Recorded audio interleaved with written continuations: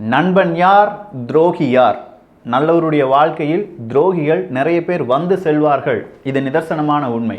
இந்தியாவின் வரலாற்றிலும் நிறைய துரோகிகள் இருக்காங்க.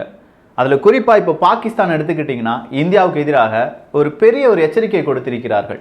நாங்கள் அணு ஆயுதத்தை இந்தியாவுக்கு எதிராக பயன்படுத்துவோம் அப்படின்னு சொல்லி ஷேக் ரஷீத் என்கிற பாகிஸ்தானுடைய அமைச்சர் சொல்லியிருக்கிறார். அப்படி ஒரு அமைச்சர் சொல்லியிருக்கும் போது அவங்களுடைய வெளியுறவுத்துறை அமைச்சர் இன்னைக்கு சீனாவுக்கு பிரயாணம் செய்கிறார். காரணம் என்ன அப்படின்னு கேட்டால் மிக முக்கியமான மீட்டிங் அப்படின்னு சொல்லிட்டு மட்டும் கிளம்பிட்டார். ஆனால் எதற்காக அவர் செல்கிறார் அப்படின்னு பார்த்தா சவுதி அரேபியாவுக்கும் பாகிஸ்தானுக்கும் மிகப்பெரிய ஒரு பிரச்சனை ஓடிக்கொண்டிருக்கிறது. அதை எப்படியாவது தீர்த்து வைக்கலாம் அப்படின்னு சொல்லி பாகிஸ்தானுடைய இராணுவ ஜெனரல் சவுதி அரேபியாவுக்கு போனார். ஆனால் வெறும் கையுடன் திரும்பி வந்து விட்டார். இஸ்லாமிய நாடுகளை உள்ளடக்கிய வேறொரு கூட்டணியை பாகிஸ்தான் அமைக்க விரும்புகிறதா?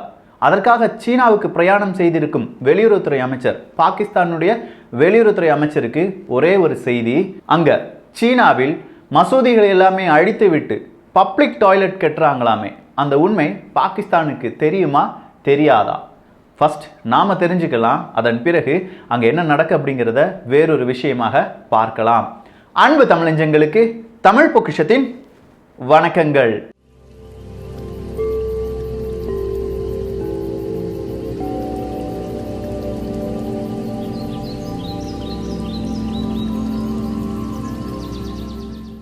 எந்த இடத்துல யார் காய் நகர்த்தினாலும் கடைசியா வந்து நிற்பது இந்தியாவுக்கு எதிராக அப்படின்னு சொல்றதுல பாகிஸ்தான் எப்போதுமே குறியாக இருக்கிறது. பாகிஸ்தானுடைய அமைச்சர் இப்படி ஒரு ஷேக் ரஷீத் அப்படிங்கிறவர் ஒரு செய்தியை கொடுத்த உடனே நாங்கள் அணு ஆயுதத்தை பயன்படுத்துவோம், மரபு வழியாக உள்ள போர்களில் எங்களுக்கு இன்ட்ரெஸ்ட் கிடையாது, போரின் வந்துட்டாலே நாங்கள் அணு ஆயுதத்தை தான் பயன்படுத்துவோம். ஆனால் அந்த அணு ஆயுதம் யாரை கொள்ளாது? இஸ்லாமியர்களை கொள்ளாது. இஸ்லாமியர்கள் அதிகமாக இல்லாத இடங்களை பார்த்து எங்களுடைய அணு ஆயுதங்கள் நிறுத்தப்பட்டிருக்கின்றன. இப்போது அசாம் என்கிற மாநிலத்தையும் எங்களுடைய கட்டுப்பாட்டுக்குள், இல்லாட்டி இந்த அணு ஆயுதம் தாக்கும் இடமாக நாங்கள் அறிவித்திருக்கிறோம் அப்படிங்கிற ஒரு எச்சரிக்கை தான். இந்த எச்சரிக்கையை நாம் அவ்வளவு ஈஸியா புறம் தள்ளிவிட முடியாது. சோ பாகிஸ்தானுடைய எண்ணம் என்னவாக இருக்கிறது? இஸ்லாமியர்களுக்கு நல்லது செய்ய வேண்டும் அப்படிங்கிறது இருக்கிறது என்று நீங்கள் நம்பினீர்கள் என்றால் நிச்சயமாக அது தவறு. இந்தியாவுக்கு எதிராக அவர்கள் எப்போதுமே குரல் கொடுக்க வேண்டும். அதற்காக சீனாவினுடைய அடிமையாக அவர்கள் மாறி வருகிறார்கள் என்பதுதான் நிதர்சனமான உண்மையாக இருக்கிறது. பாகிஸ்தான் எடுத்துக்கிட்டோம்னா இப்போ அந்த நாடு திவாலாக போகிறது. அவங்களுடைய ஃபாரின் கரன்சி ரிசர்வ் அப்படிங்கிறது கிட்டத்தட்ட 75வது இடத்தில் இருக்கிறது. மிகப்பெரிய வீழ்ச்சியில் ஃபாரின் கரன்சி ரிசர்வ் என்பது அப்படியே தேக்க நிலையில் சென்று கொண்டிருக்கிறது. அதுலேயும் சவுதி அரேபியா கடைசி ஒரு வார்த்தையை சொல்லிட்டாங்க. சவுதி அரேபியாவுக்கு எதிராக பாகிஸ்தானுடைய வெளியுறவுத்துறை அமைச்சர் குரோஷி அப்படிங்கிறவர் என்ன சொன்னாரு? உங்களால ஜம்மு காஷ்மீரினுடைய பிரச்சனையை எழுப்ப முடியவில்லை என்றால் இஸ்லாமிய நாடுகளின் கூட்டமைப்பை நாங்கள் வேறு ஒன்றை உருவாக்குகிறோம், சவுதி அரேபியாவை நீங்கள் ஒதுங்கிக் கொள்ளுங்கள் அப்படிங்கிற ஒரு வார்த்தையை கொடுத்து விட்டார். அதன் காரணமாக சவுதி அரேபியா பாகிஸ்தானுக்கு கொடுக்க இருந்த 6.2 பில்லியன் அளவுக்கான தொகையை நாங்கள் தரமாட்டோம், 3 பில்லியன் கடனாகவும் 3.2 பில்லியன் பெட்ரோலாகவும் தர இருந்தோம், அதை நாங்கள் தரமாட்டோம் அப்படின்னு சொல்லிட்டாங்க. இவ்வளவுதான் பாகிஸ்தானுக்கு வந்த இழப்பா? இல்லவே இல்லை. 2018 2019 சவுதி அரேபியாவினுடைய முடி இளவரசர் பாகிஸ்தானுக்கு செல்கிறார். அப்படி செல்லும் போது ஒரு வாக்குறுதியை கொடுக்கிறார். வரும் காலத்தில் 2022க்குள் சுமார் 20 பில்லியன் அமெரிக்க டாலரை நாங்கள் எங்க இன்வெஸ்ட் பண்றோம்? பாகிஸ்தான்ல இன்வெஸ்ட் பண்றோம், அதுக்கு பாகிஸ்தான் தயாராக இருக்கிறது அப்படின்னு சொல்லி ரொம்ப பெரிய ஒரு அறிவிப்பு. ஸோ 20 பில்லியன்க, நான் முதல்ல சொன்னது 6 பில்லியன் தான். இந்த 20 பில்லியன் பாகிஸ்தான் நாட்டுக்குள்ள வந்தாலே போதும், பாகிஸ்தானுடைய பொருளாதாரம் இன்னும் ஒரு 6-7 மாதத்திற்கு கொஞ்சம் நல்லபடியா இருக்கும். அவங்களுடைய மக்கள், அவங்களுடைய பொருளாதாரம், அந்த நாட்டினுடைய கடன், இது எல்லாமே குறையும். ஆனா இப்ப சவுதி அரேபியா அந்த 20 பில்லியன் டாலருடைய அந்த ஒரு விஷயத்தையும் அப்படியே முடக்கி விட்டதாக சொல்கிறார்கள். ஸோ இதை பயந்துட்டு தான் இந்த ஒரு வார்த்தையில் சவுதி அரேபியா கோபப்பட்டு விட்டது. அதை எப்படியாவது தணிக்க வேண்டும் அப்படின்னு சொல்லி இங்கிருந்து பாகிஸ்தான்ல இருந்து ராணுவ ஜெனரல் நேரா சவுதி அரேபியாவுக்கு டிராவல் பண்ணி போறார், பேச்சுவார்த்தையில் ஈடுபடலாம் அப்படின்னு சொல்லி. முடியலவரசர், சவுதி அரேபியாவினுடைய முடியலவரசர் பேச மறுத்து விட்டார். எதை பத்தியும் நீங்க பேச வேண்டாம், நீங்க நேரா வீட்டுக்கே கிளம்பி போயிருங்க அப்படின்னு சொல்லிட்டார். ஆனா அங்க மீட்டிங் நடந்தது. யார் கூட மீட்டிங் நடந்தது? ஒரு ராணுவ ஜெனரல் போய் சவுதி அரேபியாவினுடைய இணையமைச்சர் அப்படிங்கிற ஒரு பொசிஷன்ல இருக்கிறவங்க கூட மீட்டிங்கை முடிச்சுட்டு நேரா பாகிஸ்தானுக்கே திரும்புகிறார். இப்படி திரும்பின உடனே பாகிஸ்தானுக்கு ஒரு வழியே கிடையாது. பாகிஸ்தானை பொறுத்த வரைக்கும் புதிய இஸ்லாமிய நாடுகளுடைய கூட்டமைப்பை ஏற்படுத்த வேண்டும். அதற்கு தலைவராக துருக்கி, அப்படி இல்லைனா ஈரான், இந்த 2 நாடுகளில் ஏதாவது ஒரு நாடை நியமிக்க வேண்டும். இதற்காகத்தான் பாகிஸ்தான் முயன்று வருகிறது. ஸோ இது யாரால் சாத்தியப்படும்? நிச்சயமா சீனாவால் தான் சாத்தியப்படும். ஏன்னா இவங்களுக்கு ஃபாரின் கரன்சி ரிசர்வ் குறைஞ்சிக்கிட்டே இருக்கு. அதிக அளவு ஃபாரின் கரன்சி ரிசர்வ் யார்கிட்ட இருக்கு? சீனாவிடம் இருக்கிறது. சீனாவை பகைத்து கொண்டால் பாகிஸ்தானால் வாழ முடியாது என்பது இப்போது பாகிஸ்தானுக்கு தெரிந்த ஒரு காரணத்தினால் எனக்கும் சவுதி அரேபியாவுக்கும் பிரச்சனை வந்துருச்சு, நீ தான் என்னை காப்பாற்றணும் அப்படின்னு சொல்லி இந்த சவுதி அரேபியாவை எதிர்த்த வெளியுறவுத்துறை அமைச்சர் நேராக சீனாவுக்கே செல்கிறார். ஆனால் ஒரு விஷயத்தை நல்லா புரிஞ்சுக்கோங்க, பாகிஸ்தான் இஸ்லாமியர்களுக்கு நல்லது செய்கிறது அப்படிங்கிற ஒரு போர்வையில் இஸ்லாமியர்களுக்கு மிகப்பெரிய ஒரு துரோகத்தை செய்து வருகிறது. கடந்த 3 வருடங்களில் மட்டும் சீனா 10,000 15,000 மசூதிகளை இடித்து தரமட்டமாக்கி இருக்கின்றன. இது நான் சொன்ன ரிப்போர்ட் கிடையாதுங்க, 2 நபர்கள் சொன்ன ரிப்போர்ட். ஒன்று ரேடியோ ஃப்ரீ ஏஷியா, அவங்க வெளியிட்டிருக்காங்க ஒரு பட்டியலை, என்னென்ன மசூதிகள் எப்போது இடிக்கப்பட்டது அப்படிங்கிற ஒரு பட்டியல் தான். இன்னொரு நபர் யார் அப்படின்னு கேட்டீங்கன்னா உய்குர் ஹியூமன் ரைட் ப்ராஜெக்ட் அப்படிங்கிற வேறொரு அமைப்பு. இவங்களுடைய பட்டியல் படி கிட்டத்தட்ட 10,000 15,000 மசூதிகள் அங்கே நொறுக்கப்பட்டிருக்கிறது. முக்கியமா நீங்க ஒரே ஒரு மசூதியை பற்றி மட்டுமே கேள்விப்பட வேண்டும். சின்ஜியாங் அப்படிங்கிற அந்த இடத்தில் உய்குரின மக்கள் அதிகமாக வாழும் இடத்தில் இருக்கும் ஒரு கிராமம் தான் சன்டாக் அப்படிங்கிற ஒரு கிராமம். அதுல இருந்த ஒரு மசூதி தான் தோக்குல் மசூதி அப்படின்னு சொல்லுவாங்க. அந்த மசூதியை 2018 வருடம் இடித்து தரமட்டமாக்குகிறார்கள். 2018 தரமட்டமாக்கியவர்கள் அந்த இடத்துக்கு யாருமே செல்லக்கூடாது, அங்கே மசூதிகள் இருந்ததுக்கான தடயம் கூட இருக்கக்கூடாது அப்படின்னு சொல்லி அந்த கட்டுமான பொருட்களை எல்லாமே அள்ளி செல்கிறார்கள். யாருமே அதுல இருந்து ஒரு பிடி மண்ணை கூட எடுக்கக்கூடாது அப்படின்னு சொல்றாங்க. மறுபடி 2019 ஒரு ப்ராஜெக்டை தொடங்குறாங்க. அங்க ஒரு கட்டிடம் எழுப்பப்படுகிறது. அந்த கட்டிடம் எதற்கு அப்படின்னு பார்த்தீங்கன்னா அது ஃபுல்லா டாய்லெட், பப்ளிக் டாய்லெட், கழிப்பறைகள் கட்டுகிறார்கள். மசூதி இருந்த இடத்துல கழிப்பறைகள் கட்டுகிறார்கள். எதற்காக இந்த கழிப்பறைகள் கட்டுகிறீர்கள்? சன்டாக் வில்லேஜை பொறுத்த வரைக்கும், அந்த கிராமத்தை பொறுத்த வரைக்கும் எல்லா வீடுகளிலும் டாய்லெட் ஃபெசிலிட்டி இருக்கு. ஃபாரினர்ஸ் அதிகமாக வராத ஒரு ஏரியா. இந்த ஒரு ஏரியாவில் பப்ளிக் டாய்லெட் தேவையில்லை அப்படின்னு சொல்லும்போது வேற வழி கிடையாது, நீங்க இங்கே தான் டாய்லெட் போகணும் அப்படின்னு சொல்லி சீன அரசாங்கம் மிக முக்கியமான சில நடவடிக்கைகளில் ஈடுபடுகிறது. அதே சன்டாக்ல இருக்கிற உய்குர் இன இஸ்லாமிய பெண்கள் மிகப்பெரிய அளவில் கொடுமைப்படுத்தப்படுகிறார்கள். யாருமே எந்த விதமான கருவையும் சுமக்க கூடாது, கருக்கலைப்பு செய்ய வேண்டும் அப்படிங்கிறது தான். நான் சொல்றதுல உங்களுக்கு ஏதாவது டவுட் இருந்துச்சுன்னா சன்டாக் மாஸ்க் அப்படின்னு மட்டும் சர்ச் பண்ணி பாருங்க. நிறைய செய்தித்தாள்களில் வந்திருக்கிற உண்மை உங்களுக்கு புரியும். கண்மூடித்தனமா யாரையும் நம்பாதீங்க அப்படிங்கிறதுக்காக வர்ற ஒரே ஒரு செய்தி இது மட்டும்தான். இன்னொரு செய்தியை நம்ம கேட்கணும்னா அஸ்னா மாஸ்க் அப்படிங்கிற ஒரு மாஸ்க், ஒரு மசூதி இருந்தது. அதுவும் இதே சின்ஜியாங் பிரதேசத்தில் இருந்த ஒரு மசூதி தான். அந்த மாஸ்கை 2019 வருடம் தரைமட்டமாக்குகிறார்கள். அப்படி தரைமட்டமாக்கிய பிறகு அங்கே ஒரு கட்டிடத்தை எழுப்பி அந்த கட்டிடம் ஒரு தொழிற்சாலையாக மாற்றப்படுகிறது. அந்த தொழிற்சாலை ஏது அப்படின்னு கேட்டீங்கன்னா உள்ளாடைகளை தயாரிக்கும் தொழிற்சாலை. நல்லா கவனிச்சுக்கோங்க, மசூதி இருந்த இடத்தில் ஒரு உள்ளாடை கம்பெனி, ஒரு நிறுவனம் தொடங்கப்படுகிறது. அந்த உள்ளாடை கம்பெனி நிறுவனத்தினுடைய கழிவு எங்கே செல்லும் என்றால் இந்த மசூதியில் எந்த இடத்தில் தொழுகை நடந்ததோ அந்த இடத்தில் ஒரு கழிவு நீர் தொட்டியை கட்டி அந்த கழிவு நீரை அங்கே செலுத்துகிறார்கள். இதையெல்லாம் பார்க்கும்போது அங்கு இருக்கும் மக்களுடைய மனப்பான்மை எப்படிதாக இருக்கும்?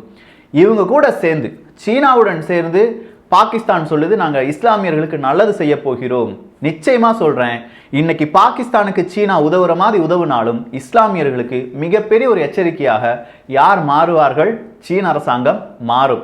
இதை கொஞ்சம் கொஞ்சமா எல்லோரும் உணர்ந்து கொள்ள வேண்டிய ஒரு கட்டாயத்தில் இருக்கிறார்கள். பல நேரங்களில் இப்போதே அந்த UAE அதே மாதிரி இஸ்ரேல், இந்த 2 நாட்டுக்கிடையே ஏற்பட்ட அமைதி ஒப்பந்தத்தால் பலவிதமான இஸ்லாமிய நாடுகள் இனமாகவோ இல்லாட்டி குழுவாகவோ மாறுவதற்கான வாய்ப்புகள் இருக்கு அப்படிங்கிறத பார்த்தோம். அதை கரெக்டா இப்போ சீனா பயன்படுத்த துடித்து கொண்டு இருக்கிறது.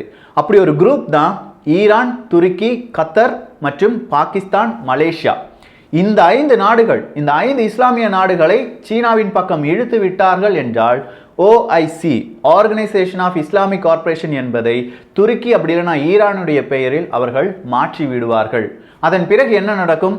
மத்திய கிழக்கு பகுதிகளில் சீனா சார்பாக இருக்கும் இஸ்லாமிய நாடுகள், அமெரிக்க சார்பாக இருக்கும் இஸ்லாமிய நாடுகள் அப்படின்னு சொல்ற மாதிரியான ஒரு போட்டியும் ஒரு பிரச்சனையும் அங்கே ஏற்படுத்தப்படும். இந்த போட்டியும் பிரச்சனையும் அப்படின்னு சொல்லும்போது மிக முக்கியமான ஹிஸ்டரி எல்லாமே நம்ம பார்க்க வேண்டியதாக இருக்கு. நேற்றைய காணொளியில் நான் சொல்ல விரும்பியது என்னவென்றால் ஒட்டோமன் பேரரசு மற்றும் பெர்ஷியன்ஸ். இந்த ஒட்டோமன் பேரரசு என்பதை பற்றி படித்தால் மட்டுமே இந்தியாவுக்கு ஆங்கிலேயர்கள் ஏன் வந்தார்கள் அப்படிங்கிற அந்த கேள்விக்கான பதில் நமக்கு கிடைக்கும். ஸோ ஒட்டோமன் பேரரசு அப்படின்னு சொல்லும்போது அதில் இருந்த ஒரு நாடு தான், இப்போ எச்சமாக இருக்கும் ஒரு நாடு தான் துருக்கி. பெர்ஷியன்கள், பெர்ஷியா அப்படின்னு சொல்லும்போது அதில் இருந்த ஒரு நாடு தான் ஈரான். இந்த 2 நாடுகளுக்கு இடையே, ஒட்டோமன் பேரரசுக்கும் பெர்ஷியாவுக்கும் இடையே மிகப்பெரிய யுத்தங்கள் எல்லாமே நடந்திருக்கு. ஆனால் இந்த 2 நாடுகளும் இப்போது ஒரு குழுவாக இருப்பதற்கான காரணம் சவுதி அரேபியா, அமெரிக்கா எதிர்ப்பு, இது மட்டும்தான். ஸோ சவுதி அரேபியாவை எதிர்ப்பதால் இவர்களுக்கு என்ன லாபம் கிடைக்கப் போகிறது என்று கேட்டால் அது இனக்குழுக்களின் பிரச்சனையாக மாற்றப்படும். ஈரான் அப்படின்னு சொல்லும்போது அது முஸ்லீம் இனத்தின் வேறொரு பிரிவு. சவுதி அரேபியா அப்படின்னு சொல்லும்போது அவங்க சன்னி பிரிவு. ஸோ ஷியா சன்னி அந்த பிரச்சனையை மையப்படுத்தி இங்கே பலவிதமான இஸ்லாமிய நாடுகள் பிரிவதற்கான வாய்ப்புகள் இருக்கு. நாங்கள் இஸ்லாமியர்களுக்கு நல்லது செய்ய போறோம் அப்படின்னு சொல்லி பாகிஸ்தான் சீனாவின் பக்கம் செல்கிறது. பாகிஸ்தான்ல கிட்டத்தட்ட 30,000 40,000 போராளிகள், ஆப்கானிஸ்தானுக்காக போராடிய போராளிகள் எங்கள் நாட்டில் இருக்கிறார்கள் அப்படின்னு சொல்லி பாகிஸ்தானே அறிவித்திருக்கிறது. இது எல்லாமே சேர்த்து மத்திய கிழக்கு பகுதியில் மீண்டும் மிகப்பெரிய ஒரு பிரச்சனை ஏற்படுவதற்கான வாய்ப்புகள் இருக்கிறது. இந்த பிரச்சனைக்கு மத்தியெல்லாம் இந்தியாவை ஏண்டா இதுல சேர்த்துக்கிறீங்க அப்படின்னு கேட்கும்போது தான் எக்காரணம் கொண்டும் இந்தியா வளர்ந்து விடக்கூடாது, அமெரிக்காவின் சார்பாக இந்தியா போய்விடக்கூடாது, சீனாவை மிஞ்சிய வேறொரு வளர்ச்சி இந்தியா அடைந்து விடக்கூடாது, இவ்வளவுதான் அவங்களுடைய எண்ணம். பல நிறுவனங்களும் இப்போது இந்தியாவுக்கு வர தயாராகி கொண்டிருக்கின்றன. நீங்க நிறைய நியூஸ் பேப்பர்ல எடுத்து பார்க்கலாம். ஃபாக்ஸ்கான்ல இருந்து நிறைய நிறுவனங்கள், சாம்சங் அப்படின்னு நிறைய நிறுவனங்கள் இந்தியாவுக்கு வர தயாராகி கொண்டிருக்கின்றன. ஸோ இந்த நேரத்தில் நாங்கள் இந்தியாவுக்கு எதிராக அணு ஆயுதத்தை பயன்படுத்துவோம், இந்தியாவில் ஒரு நல்ல சூழ்நிலை அமையவே அமையாது அப்படின்னு சொல்லி வேற ஒருத்தன் சொல்லும்போது, பாகிஸ்தான் சொல்லும்போது நம்ம நாட்டில் தொழில் தொடங்க வந்த இந்த மாதிரியான நிறுவனங்கள் தொழில் தொடங்குமா? பாதிப்பு ஏற்படும். சாதாரணமாக பார்க்க போனால் இதெல்லாம் சின்ன சின்ன செய்திகள் தான். ஆனால் இந்த செய்திகளுக்கு பின்னால் இருக்கும் பலவிதமான ரிசர்ச். ஒரு நிறுவனம், மிகப்பெரிய ஒரு நிறுவனம் இந்தியாவில் வந்து தொழில் தொடங்குவதற்கு முன்பாக இந்த மாதிரி பிரச்சனைகள் இருக்கிறதா என்பதை தான் பார்ப்பார்கள். ஸோ நிச்சயம் இந்தியர்களும் இதை உணர்ந்து கொள்ள வேண்டும். பலவிதமான அச்சுறுத்தல்கள் நம் கண்ணுக்கு தெரியாமையே நமக்கு எதிராக இங்கே வைக்கப்படுகிறது. அந்த மாதிரியான ஒரு அச்சுறுத்தல் தான் இந்த ஒரு அச்சுறுத்தல். நீங்க இந்த அச்சுறுத்தலை எப்படி பார்க்கிறீர்கள், எப்படி உணர்கிறீர்கள்? நிச்சயமா இஸ்லாமியர்களுக்கு சீனா நல்லது செய்யுமா, இல்ல பாகிஸ்தான் இஸ்லாமியர்களை மொத்தமாக துரோகம் செய்து அழித்து விடுவார்களா? உங்களுடைய கருத்துக்களுக்காக இங்கே பல நபர்களும் காத்து கொண்டிருக்கிறார்கள். கடைசியா ஒரே ஒரு விஷயம்ங்க, ஈரானுக்கு எதிராக அமெரிக்கா மிகப்பெரிய ஒரு பிரச்சனையில் ஈடுபட போகிறார்கள். யுஎன்எஸ்சியில தான், ஐநாவினுடைய பாதுகாப்பு கவுன்சில்ல. அக்டோபர் மாதம் 18ஆம் தேதியோடு ஈரானுடைய ஆயுதத்திற்கான பொருளாதார தடை என்பது நீக்கப்பட போகும் அப்படின்னு சொல்ற ஒரு அறிவிப்பு வந்திருக்கிறது. அதன் பிறகு ஈரானுக்கு யார் வேண்டுமானாலும் ஆயுதங்களை விற்கலாம், அங்கிருந்து ஆயுதங்களை வாங்கலாம். ஆனா அமெரிக்கா இப்ப என்ன சொல்லியிருக்காங்க, ஸ்னாப் பேக் அப்படிங்கிற ஒரு விஷயம் வழியாக ஈரானுக்கு கொடுக்கப்பட்ட ஆயுத தடையை மறுபடியும் ஒரு 5 ஆண்டுகளுக்கு கொடுப்பதற்கான தீர்மானத்தில் மிக மும்முரமாக ஈடுபட்டு கொண்டிருக்கிறது. ஸோ நீங்க தேடி பார்க்க வேண்டியது அது என்ன ஸ்னாப் பேக்.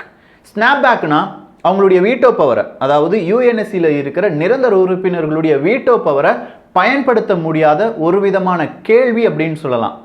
அமெரிக்கா இந்த கேள்வியை எழுப்பும் போது 30 தினங்கள் அடங்கிய ஒரு ப்ரொசீஜர் என்பது அந்த யுஎன்எஸ்சியில் ஓப்பன் செய்யப்படும். ஸோ இந்த ப்ரொசீஜரில் நிறைய பேர் கருத்துக்களை சொல்லலாம், இல்லாட்டி இதற்காக வேறொரு தீர்மானத்தை ஏற்படுத்தலாம்.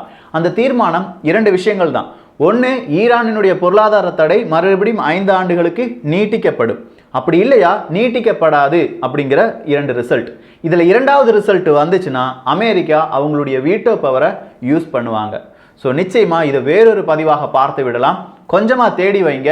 நாளை ஒரு டாபிக்கா இதையும் நம்ம பார்த்து ஈரானுடைய அடுத்த காய் நகர்த்தல் எப்படிதாக இருக்கும் அப்படிங்கிறதையும் பார்த்து விடலாம்.